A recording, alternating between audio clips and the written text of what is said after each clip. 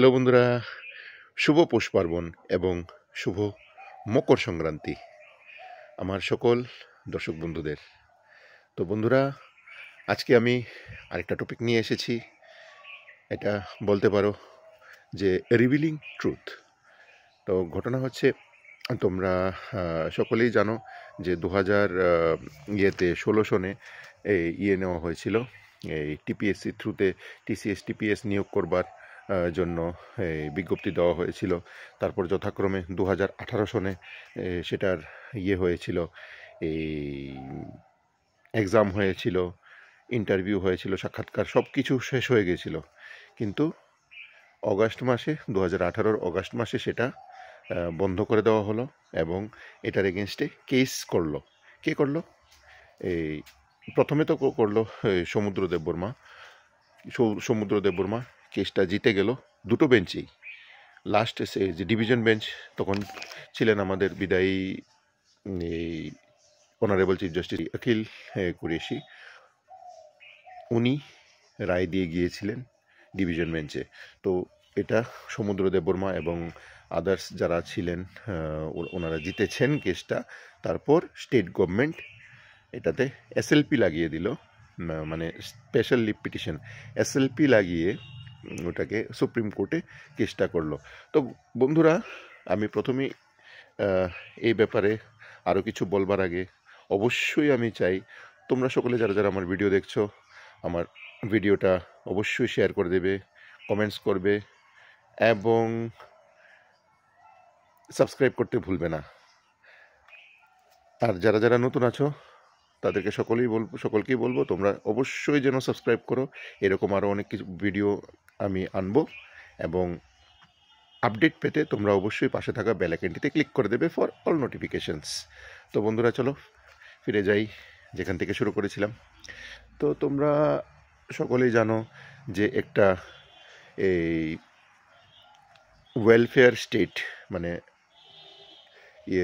একটা যে আমাদের রাজ্য, একটা কল্যাণ করতে হলে, একটা কল্যাণপ্রিয় রাজ্য হতে গেলে সেটাতে এই অ্যাডমিনিস্ট্রেশন সঠিকভাবে এটার পরিচালনা করতে হবে। একটা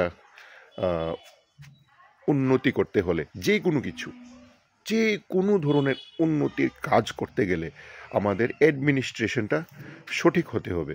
কারণ আমাদের অ্যাডমিনিস্ট্রেশনই কিন্তু কাজটা করে। আমাদের ক্যাবিনেট অ্যাপ্রুভেল হবার পর অ্যাডমিনিস্ট্রেটিভ অফিসাররাই আছে যারা এই সমস্ত কাজ করবার জন্য, কাজের ইমপ্লিমেন্টেশন করবার জন্য ওনারাই দায়ী থাকেন, ওনারাই করে থাকেন। দায়ী ইন দ্য সেন্স, মানে ওনাদের উপরেই এগুলো কাজের দায়ভার দেওয়া হয় যে তোমরা এই মানে এই কল্যাণমূলক যে কাজগুলো আছে, জনকল্যাণমূলক, তারপর এই রাজ্যের বিকাশের জন্য, ডেভেলপমেন্টের জন্য যে কাজ হচ্ছে, সমস্ত কিছু কিন্তু এই অফিসাররাই কিন্তু এগুলোর সার্ভেলেন্স করে থাকে। এগুলোর ইমপ্লিমেন্টেশন সঠিকভাবে হচ্ছে কিনা, কাকে দিয়ে করাবে, কত টাকা লাগবে, এগুলো ইচ অ্যান্ড এভরিথিং, সমস্ত আমাদের রাজ্যের যত এই মানে এই কাজ হচ্ছে ওয়েলফেয়ারের জন্য, সমস্ত কিছু কিন্তু অফিসাররাই করছেন। ঠিক আছে? নেতা মন্ত্রীরা কিন্তু করছেন না। নেতা মন্ত্রীরা ওদের দিয়ে করাচ্ছে, কারণ নেতা মন্ত্রীদের সেই অথরাইজেশন নেই যে করাবে। হ্যাঁ, ওনারা শুধু বিল আনতে পারবেন, ওনারা করতে পারবেন এই কাজের জন্য, নতুন নতুন নিয়ম কানুন আনতে পারবেন, কিন্তু নিয়ম কানুন আনবার জন্য যে মুখ্য সলাহকার থাকে, ওনারাও কিন্তু এই ক্যাডার যে রিক্রুটমেন্ট হয়ে থাকে, যেমন আইএস আইপিএস, বা আমাদের স্টেটে যেমন টিসিএস টিপিএস থাকে। আইএস আইপিএস তো এর উপরের পোস্ট, কিন্তু টিসিএস টিপিএস থেকেও নমিনেটেড আইএস আইপিএস হয়ে থাকেন। তো আগে তো হচ্ছে টিসিএস টিপিএস, তো অ্যাডমিন অফিসার্স, তো তাদের দরকার লাগে, তাদের ছাড়া কিন্তু হবে না।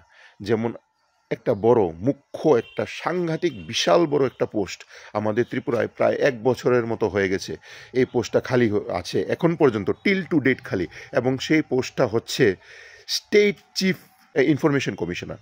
স্টেট চিফ ইনফরমেশন কমিশনার তো সেটা হচ্ছে state chief information commissioner, TIC, Tripura information কমিশনে যে সবচেয়ে বড় পোস্ট, সেটা এই পোস্টটা কিন্তু 1 বছরের মতো হচ্ছে সেটা খালি।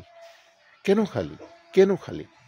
অফিসার কি নেই? অফিসার আছে, কিন্তু তাদেরকে দায়িত্ব দেওয়া হচ্ছে না। এটা টিসিএস টিপিএস অফিসার দিয়ে হবে না।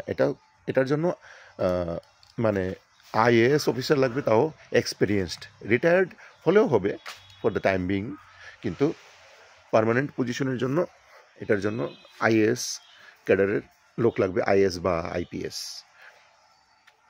তো এখন পর্যন্ত এটা খালি। আমরা কি করি?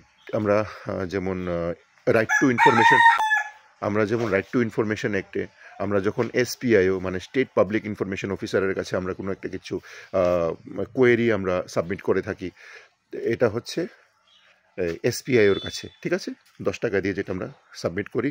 তারপর এসপিআইও এটা ইনফরমেশনটা যথাযথভাবে অ্যাকর্ডিং টু ল ইনফরমেশন দিয়ে থাকে। যদি সাপ্রেস করে থাকে, এক্সেপশন ব্যবহার করে, তাহলে সেটার জন্য যে মানে অ্যাপ্লিকেন্টসরা আছেন, আরটিআই অ্যাপ্লিকেশন যারা সাবমিট করে থাকেন অ্যাপ্লিকেন্টসরা, তাদের সুযোগ থাকে ফার্স্ট অ্যাপিলেট অথরিটির কাছে যাওয়া।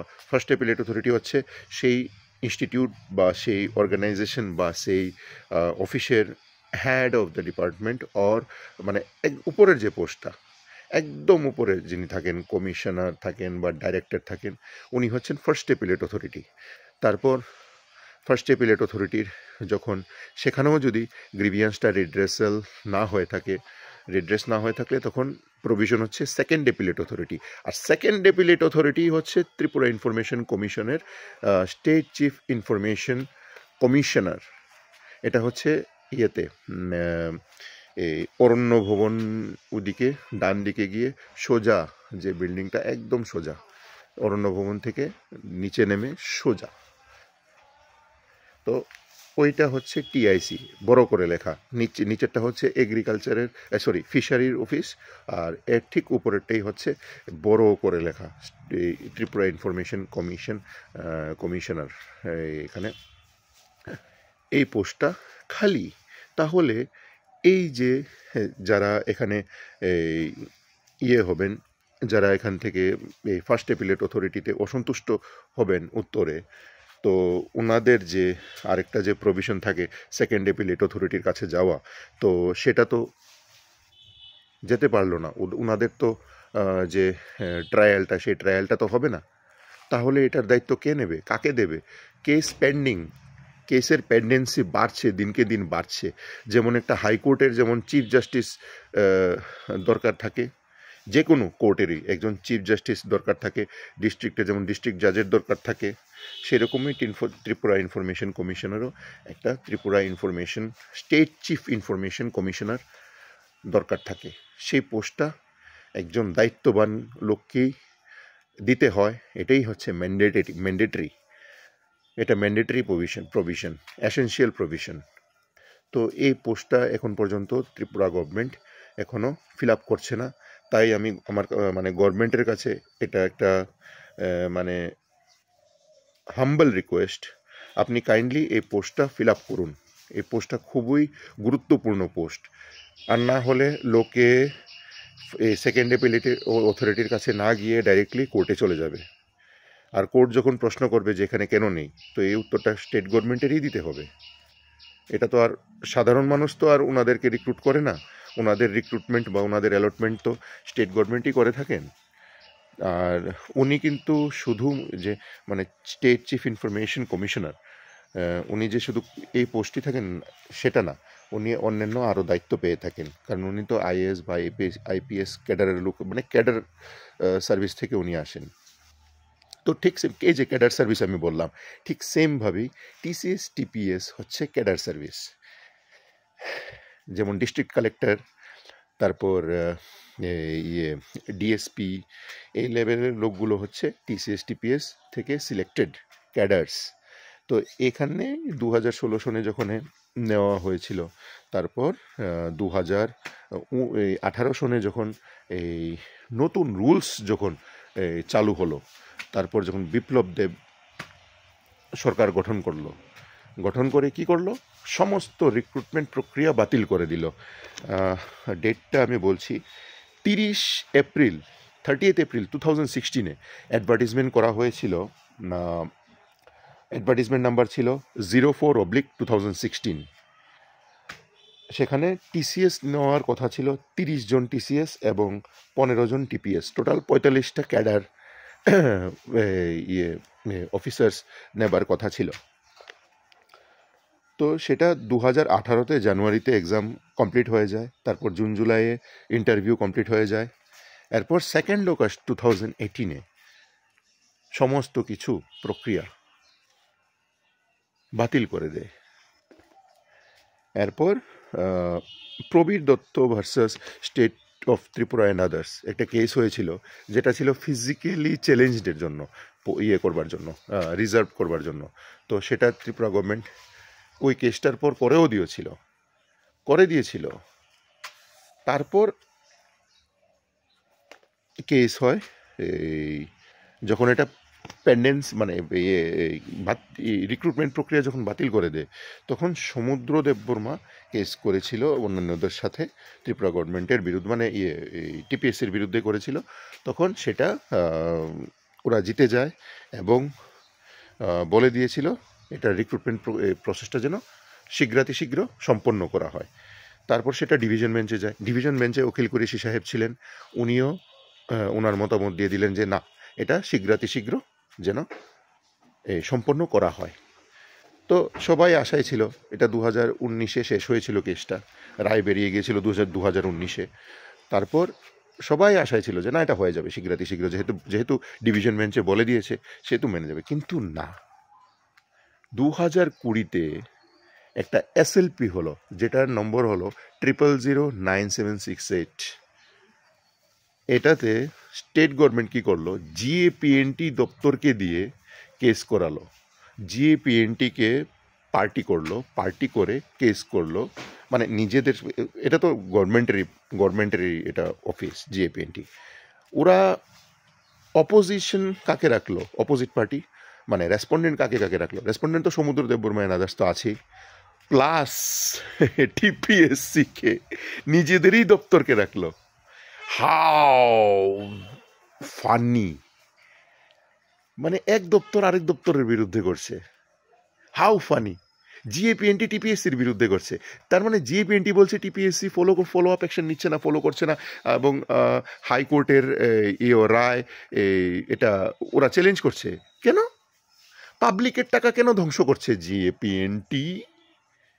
কেন? কার কথায়? কে নেপথ্যে? কে তার পেছনে? হ্যাঁ, ক্যাডার রিক্রুটমেন্ট করবে, ক্যাডার অফিসাররা তো সরকারেরই কাজ করবে, সরকার যেরকম বলে সেরকমভাবেই তো ওরা রূপায়ণ করতে চেষ্টা করে। তাহলে কেন তাদের সঙ্গে এই প্রতারণা কেন? হ্যাঁ, GAPNT কেন টিপিএসসির বিরুদ্ধে করছে? এটা নতুন রুলস এসেছিল 2018-এ, একটা রুলস ছিল 2019-এ, সেই রুলস ছিল। আচ্ছা, যখনই নতুন কোনো রুলস আসে সেটার ইফেক্ট থাকে রেট্রোস্পেক্টিভ ইফেক্ট থাকে না। আর যখনই টিপিএসসির যে অ্যাডভার্টিজমেন্ট দেওয়া হয়েছিল 2016-এ, সেটা 2016 বা 15-এর বা 14-এর যে রুলস সেটা ছিল, সেটা মেনে 2016-এ সেটা অ্যাডভার্টিজমেন্ট হয়েছিল, সেই রুলসে সেটা চলবে। কারণ এটার ইন্টারভিউ এভরিথিং সব কমপ্লিট হয়ে গিয়েছিল। এখন যদি নতুন একটা ক্যাবিনেট ডিসিশন, যেমন এক্সাম্পল JRBT-তে কেস হয়েছিল, তারপর কেস হবার পর মানে রিটেন টেস্ট হয়ে গিয়েছে, ইন্টারভিউ হয়নি, কিন্তু তার মধ্যেও গভর্নমেন্ট একটা নতুন পলিসি আনে 33% হরাইজন্টাল রিজার্ভেশন ফর ওমেন। কিন্তু এটা কিন্তু JRBT-তে সেটা প্রযোজ্য না, কারণ এটা প্রসপেক্টিভ ইফেক্ট, এটা রেট্রোস্পেক্টিভ ইফেক্ট না। আর 2018-এ কমপ্লিট হয়ে গেছে, সমস্ত রিক্রুটমেন্ট প্রসেস কমপ্লিট, শুধুমাত্র তাদের অফার লেটারটা পাওয়া বাকি, বা বোধহয় একটা ইন্টারভিউ বাকি ছিল কি না, ইন্টারভিউ স্ক্রিনিং টেস্ট হয়ে গিয়েছিল। তো তাদের শুধুমাত্র অফার লেটারটা বিলি করা বাকি। তাহলে তোমরা ক্যাবিনেট ডিসিশন এনে তোমরা সেই রিক্রুটমেন্ট প্রক্রিয়া তোমরা বাতিল করছো, নতুন তোমরা প্রক্রিয়া আনছো। 2018-এ তোমরা এনেছো কি 10 মার্কস, 10% থাকবে ইন্টারভিউয়ের মধ্যে, 10%-এর ইন্টারভিউ হবে। 2018-এ GAPNT রুলস ছিল, সেটা আবার অ্যামেন্ডমেন্ট হয়ে 2020-তে হলো 15%। 15% ইন্টারভিউ করতে হবে। এটা কবে করলো? 2020-তে হলো এই রুলসটা। এটা কিন্তু 2016-এর সঙ্গে কিন্তু এটা কিন্তু কন্ট্রাডিক্ট করছে। এটার সঙ্গে কিন্তু এটার কোনো ম্যাচ নেই, মিল নেই। 2018-এর রুলসটাও কিন্তু প্রযোজ্য হবে না, কারণ 2018-এ অলরেডি রিটেন টেস্ট হয়ে গিয়েছিল। এটা কিন্তু অলরেডি হয়ে গেছে। এই কেসটাকে কেন গভর্নমেন্ট টানছে? আর এই গভর্নমেন্ট যে কেসটা করছে, জিএপএনটি করছে, মানে কি এটা পাবলিক সেক্টর করছে। পাবলিক সেক্টর মানে আমাদের পয়সা। আমি বলছি না, হ্যাঁ, আমার মতামত নেই এই কেসের সঙ্গে। আমার পয়সা আমি এই কেসে আমি খরচা করব না। কেন খরচা করব? আমি মতামত দিচ্ছি, আমি করব না। যারা আমার ভিডিও দেখছো, তোমরা কি মতামত? তোমরা কি চাও তোমাদের পয়সাটা এভাবে নষ্ট হতে? তাহলে কেন গভর্নমেন্ট কেস করাচ্ছে? এটা কেন করাচ্ছে? এটা আমাদের মাননীয় সিএম স্যারের পর্যন্ত নিয়ে যাওয়া দরকার। আমি জানি না উনি জানেন কিনা এই বিষয়ে, উনি অবগত কিনা। ওনাকে অবগত করতে হবে। আমার ভিডিওটা ভাইরাল করে দাও যাতে উনি এই বিষয়ে অবগত হন। কারণ আমাদের পাবলিকের পয়সা নষ্ট হচ্ছে ডিপার্টমেন্টের এই খামখেয়ালিপনায়। তোমাদেরকে আরেকটা মজার বিষয় দেখাচ্ছি, সঙ্গে থাকো এবং দেখতে থাকো। তো বন্ধুরা, তোমাদের স্ক্রিনে তোমরা দেখতে পাচ্ছ একটা আরটিআই এর রিপ্লাই। দেখো তোমরা কোন ডিপার্টমেন্টের? Office of the state public information officer, government of Tripura, law and parliamentary affairs department. File number এত, dated Agartala the 4th January 2024। কি লেখা আছে? Your RTI application dated 1/12/2023. This is in reference to your RTI application dated eto, which has been received by the SPIO Law Department, Government of Tripura, for furnishing information. The undersigned hereby furnishes information in the following manner. Query number 1. Kindly provide information with so as to know the total expenditure incurred by the state of Tripura till date in connection with the special leave petition SLP appeal number 009768-9769 of 2020, the state of Tripura and others versus Samudra Burma and another. Kindly provide specific information with relevant certified documents specifying under which accounting head such expenditure is charged by the government of Tripura. Answer কি বলেছে? Learned Standing Council of Tripura Supreme Court of India had forwarded a letter of Mr. P.S. Narasimha, Senior Advocate, Supreme Court of India, New Delhi, dated 31st August 2020, without any beneficiary details, in which an amount of rupees 3,30,000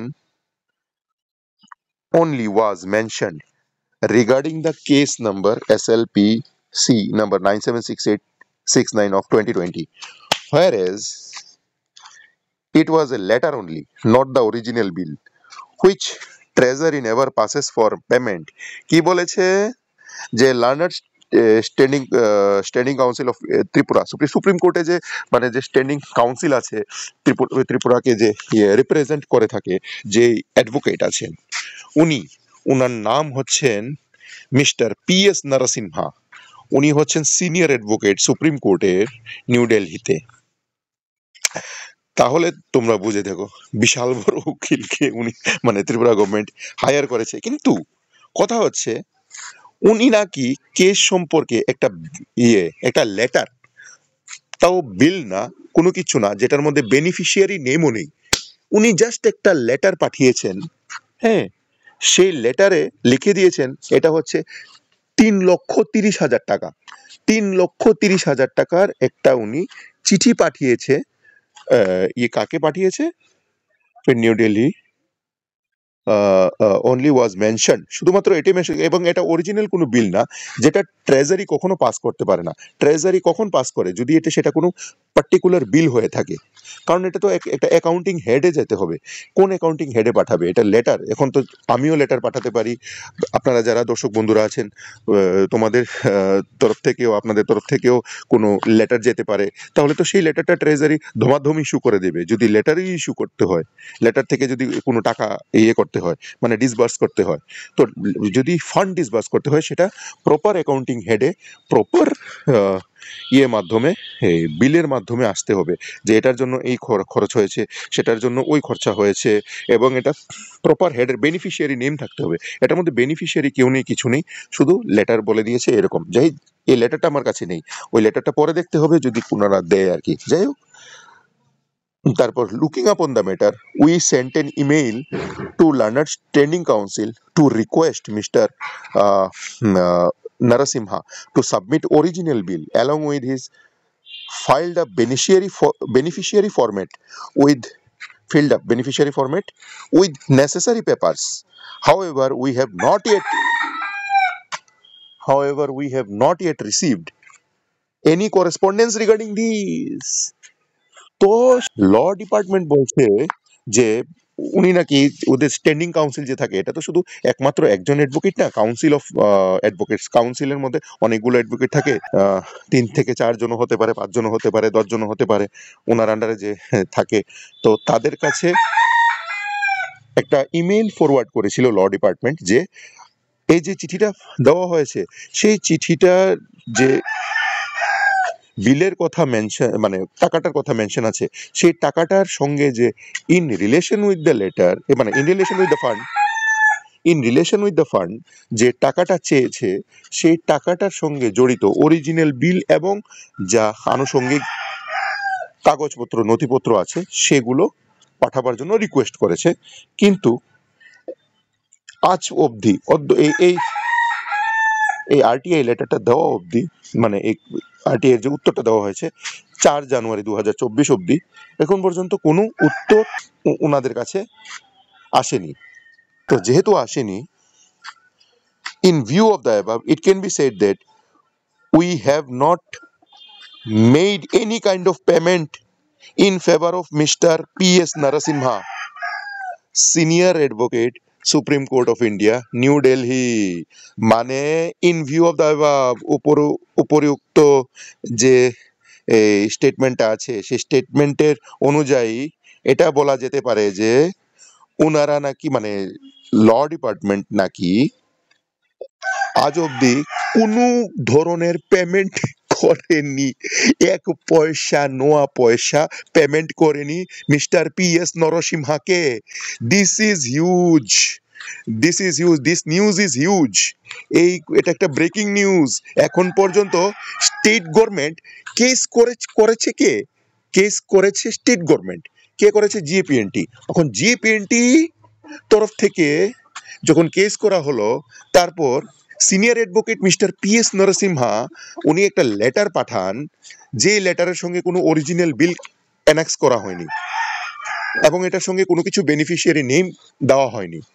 তো দেওয়া যদি না হয়ে থাকে, তারপর ইমেলও এটার জন্য treasury থেকে জানানো হয়েছিল যে এইভাবে বিল পাস করা যায় না। তো ল ডিপার্টমেন্ট থেকে একটা ইমেল ফরওয়ার্ড করা হয়েছে, থাকে তাদের যে অ্যাডভোকেট কাউন্সিল, তাদেরকে পাঠানো হয়েছে যে এই সমস্ত কিছু বিল অ্যাটাচ করে বেনিফিশিয়ারি নেম দিয়ে প্রপার ফরম্যাটে এটা যেন পাঠানো হয়।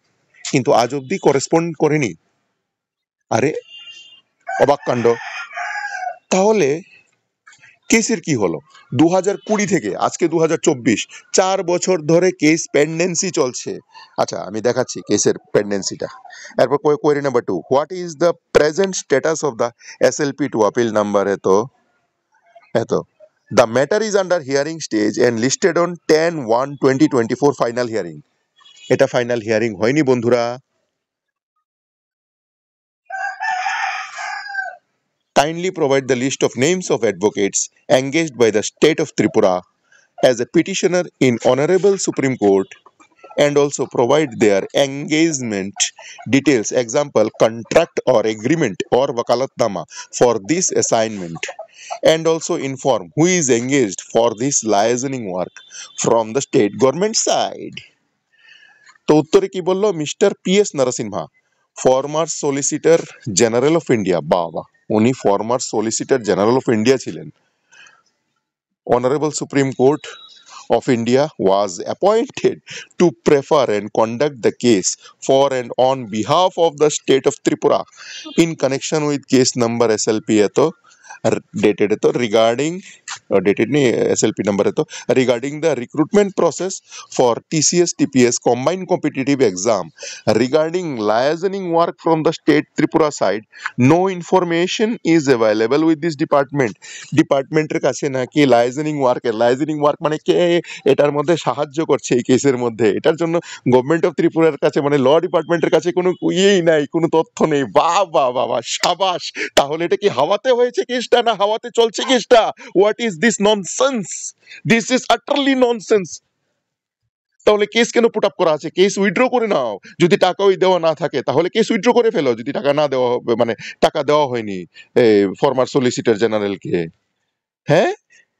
এটা কি মজাক চলছে কাইসা লাগা মেরা মজাক এরকম ঘটনাটা হয়ে গেছে মজাকে 4 বছর চলে গেছে মজাকে যারা এখানে ছিল সমুদ্র দেববর্মা উনিও টিপিএস হয়ে গেছেন এমন আরো অনেকেই হয়ে গেছেন টিসিএস মজাকে সব হচ্ছে কাইসা লাগা মেরা মজাক সালা কি হচ্ছেটা কি এটা কি মানে কি এটা কি কোনো ধরনের গেম হচ্ছে নাকি খেলা হবে টাইপের হ্যাঁ আমি সবার কাছে এতটুকু রিকোয়েস্ট করছি এটা যেন অবশ্যই আমাদের অনারেবল সিএম এর কাছে যেন যায় ওনার জ্ঞাত সারে যেন এই জিনিসটা নিয়ে আসা হয় যে এইভাবে ফালতু সময় নষ্ট হচ্ছে এবং যারা এখানে এমন অনেকেই আছে যাদের বয়স ঊর্ধ্ব হয়ে গেছে তাদেরকে যেন অবশ্যই তাদের অফার লেটারটা দেওয়া হয় যারা সিলেক্টেড ক্যান্ডিডেট কারণ এটা তো সবকিছু কমপ্লিট হয়ে গেছে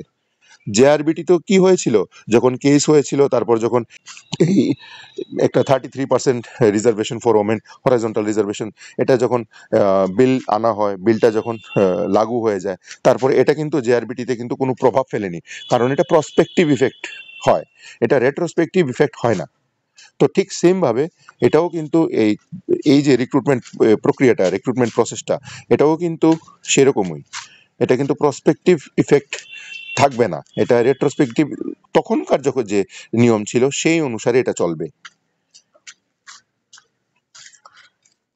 এটার জন্য কেস হয় না এটা যেই কেস করেছে ফালতু কেস করেছে বিপ্লব দেব যখন মুখ্যমন্ত্রী ছিলেন তখন উনি করিয়েছিলেন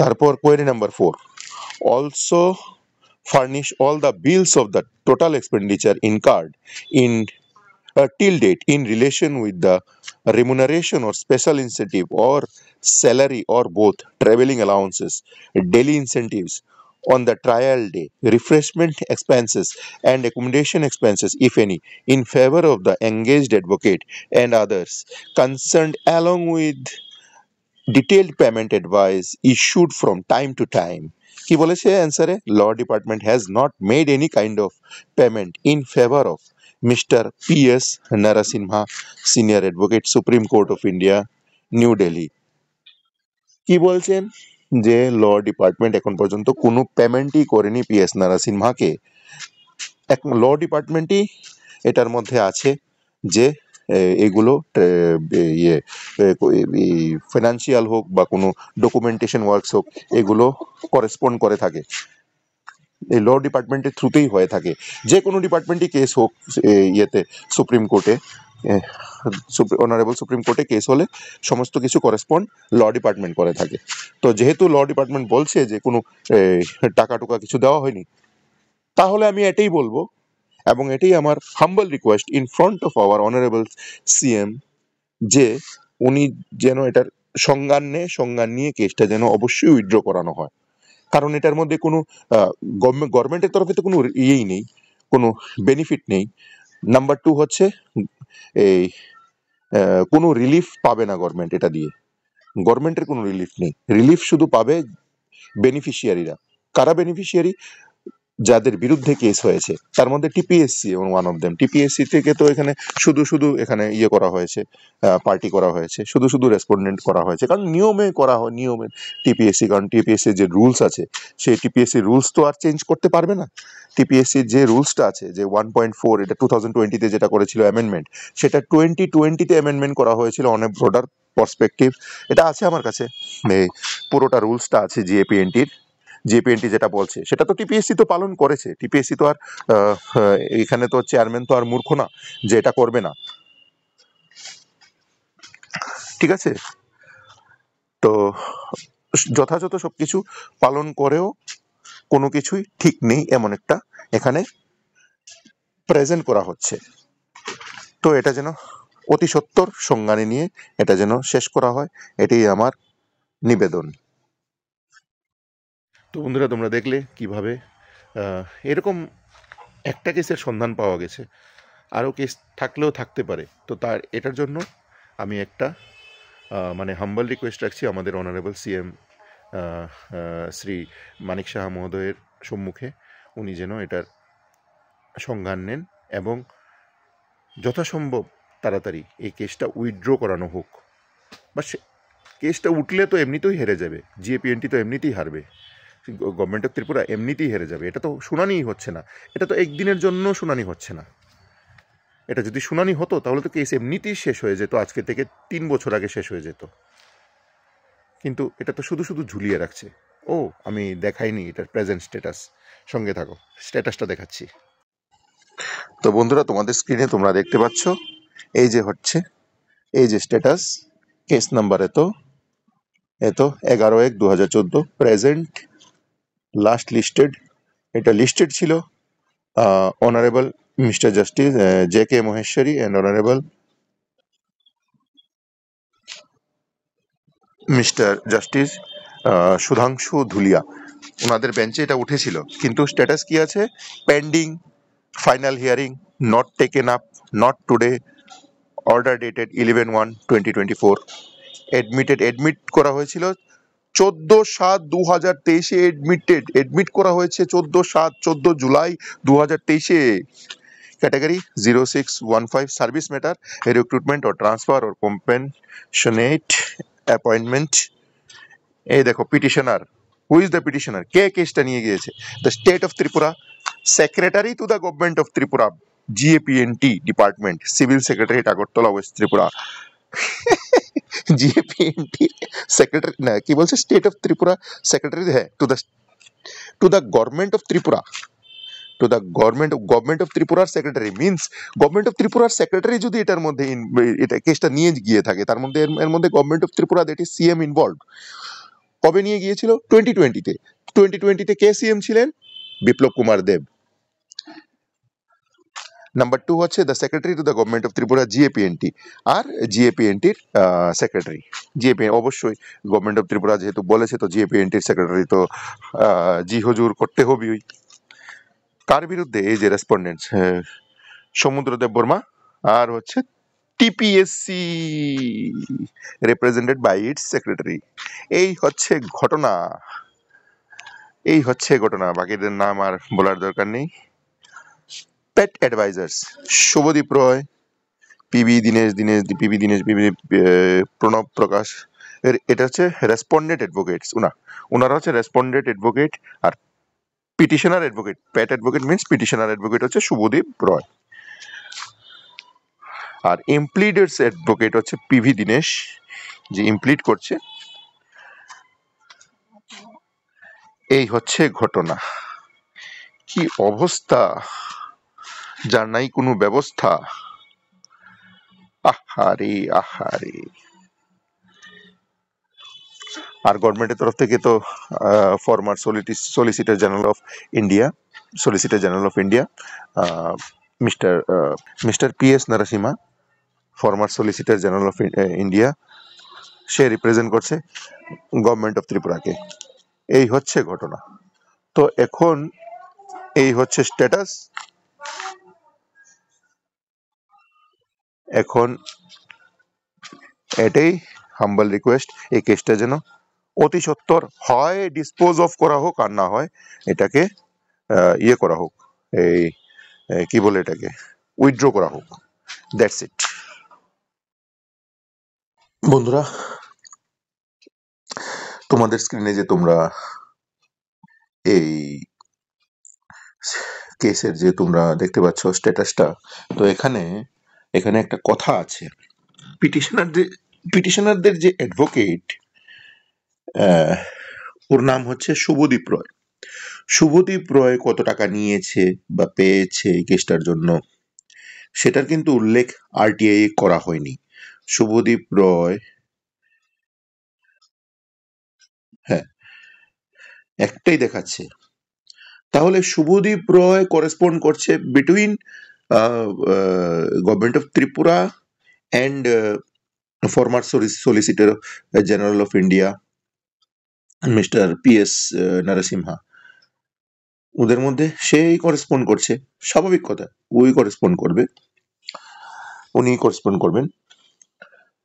তো এখানে একটা কথা হচ্ছে যে যে চিঠিটার কথা মেনশন করা হচ্ছে যে চিঠিটা দেওয়া হয়েছে ইয়ে থেকে, মানে former solicitor general of India mister PS Narasimha 3,30,000 টাকার বিল করেছেন। না না না না, এটা অ্যাকচুয়ালি আমাদের অনারেবল সুপ্রিম কোর্ট অফ ইন্ডিয়ার তরফ থেকে একটা চিঠি পেয়েছে, উইদাউট বেনিফিশিয়ারি নেম করে চিঠিটা পেয়েছে। এখন চিঠিটার বৈধতা কতটুকু, এখানে অনেকগুলো মানে ইফ বাট কিন্তু পরন্তু এখানে রয়ে গেছে। তো ইফস এন্ড বাটস গুলো যদি এখানে উল্লেখ করতে হয়, তাহলে প্রথম উল্লেখনীয় বিষয় হচ্ছে যে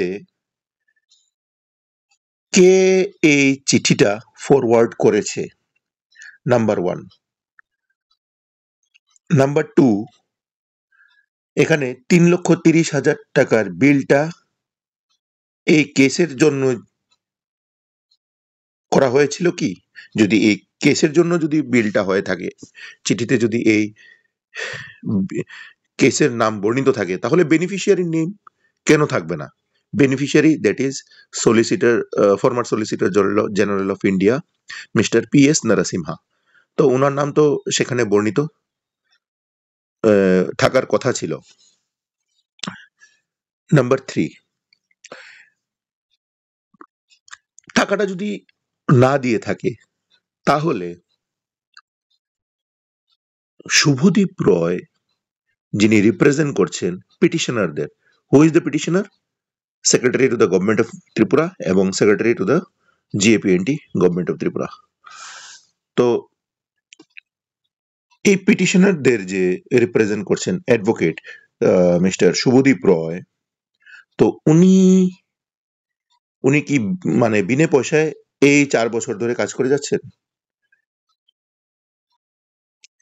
এবং 4 বছর ধরে কেসের কোনো শুনানি হচ্ছে না, এটা কিভাবে সম্ভব?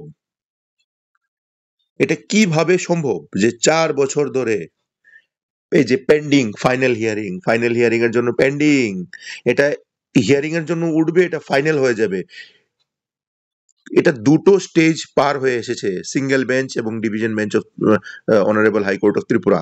সেখানে এই জয়ী হয়েছেন এই সমুদ্র দেববর্মা। এটা রিপোর্টেবল জাজমেন্ট, এটা রিপোর্টেবল জাজমেন্ট হয়েছে। একটা রিপোর্টেবল জাজমেন্ট ঘোরানো সম্ভব না, এটা সবাই জানে। তাহলে কেন এটা এখনো পেন্ডেন্সি?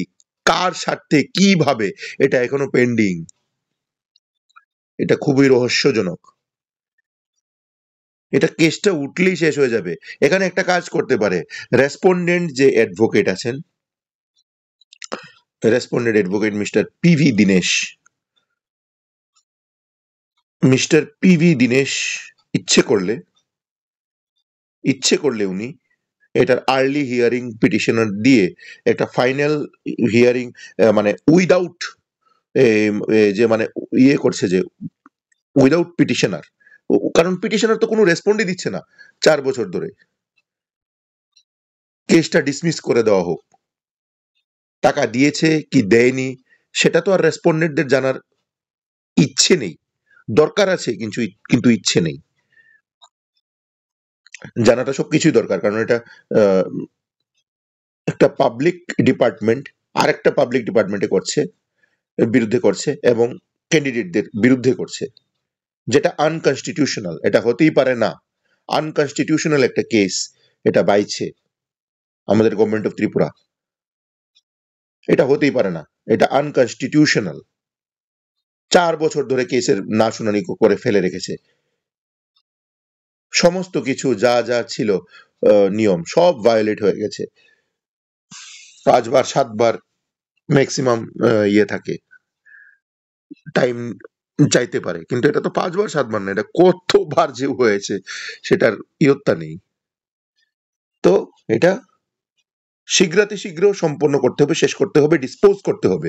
এটার জন্য স্পেশাল পিটিশন একটা ফাইল করতে হবে রেসপন্ডেন্ট অ্যাডভোকেটের, মিস্টার পিভি দীনেশ।